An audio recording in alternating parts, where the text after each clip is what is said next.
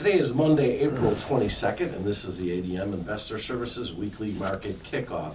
Please note that the views and opinions expressed here today are solely those of our guests and should not be construed as the views or opinions of ADM Investor Services or Archer Daniels Midland Company. Today's guests are Steve Freed, Vice President of Grain Research at ADMIS, and Alan Bush, ADMIS Senior Financial Economist. Steve, let's start with the grain markets this morning. There's no deal between the U.S. and China. What is the latest?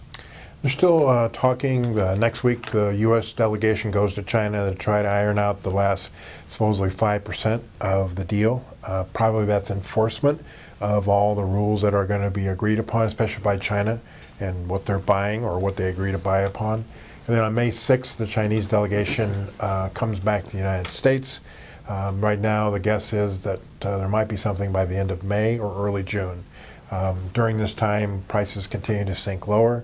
And so without a deal, the funds keep adding on to their short positions, which are record high, and prices continue to go lower. You mentioned the funds. Last week they added to their record short position in grains. What would it take to trigger some short covering in the grain markets? I think the biggest thing would be a weather problem, and we don't have that right now. But some people think that we actually could see a big move up once we have a deal. It would appear that the U.S. Midwest weather is finally improving for spring field work. Can you go over the U.S. corn planting, spring wheat planting, and winter wheat crop ratings for our viewers? Well, right now, we expect that the report tonight will show about 5 to 7% of the corn is planted. That's behind 13 average. We're hearing some areas in central Iowa by the Friday, they could be 80% done. So there could be a big jump in next Monday's numbers where the weather's the best. The southern areas are still kind of wet. They won't be calling about soybean planting yet, but in spring wheat we could be 10 to 12% done versus 20, 23% done. So the weather forecast for the next 2 to 3 weeks looks like we're going to catch up on the planting progress. Right now we've got about 60% of the winter wheat crop rated good to excellent. That's versus 30 last year. So the winter wheat crop is one of the best starts that it's had in a long time. With all the rain that we've had this spring, does that have any negative impact on crops moving forward? You know, I'm sure that there are people in Nebraska and Iowa that will never get anything planted because of the flooding along the rivers there. But in general, when I was growing up on our farm, our county would get a rain, we'd get hail. Well, everybody would benefit from that. And so we didn't, but everybody else did. So when you look at the subsoil moisture around the Midwest, it's way above average. And that'll help the crops this summer if we start getting dry and warm. And let's talk about the crude oil for a moment. We advanced to a 5-month high today. Right. What is the outlook for crude oil prices? Well, nothing has really changed. It still looks like higher prices are in store. Now it looks like Iran is going to have a much more difficult time exporting oil. In fact, it appears that the goal of the U.S. is to get them down to zero as far as exports.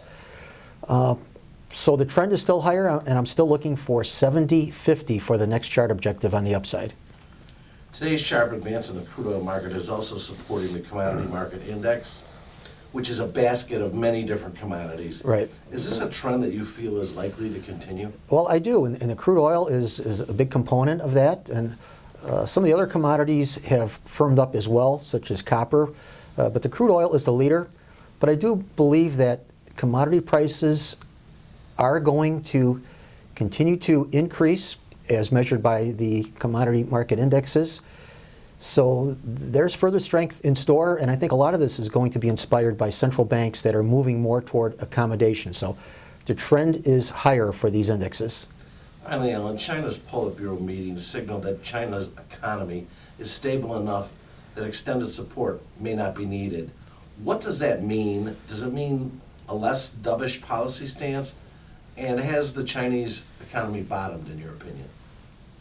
Well, what this means to me now is that China is trying to put on a very good spin to the situation, is what's really going on in their economy, trying to make it look better than it really is, and that most likely we are getting close to the final negotiations. So this would tell me that a deal is likely to be come to fruition sooner rather than later. China's economy, I don't think, is any better. In fact, just recently they reported that their GDP was up 6.4%, a little better than anticipated. So I just think they're trying to put on a good face in advance of these final negotiations. And China's economy, I think, is not as good as they are saying. So the big question is how reliable, is the information coming out of China, which it has always been. I would say not reliable at all.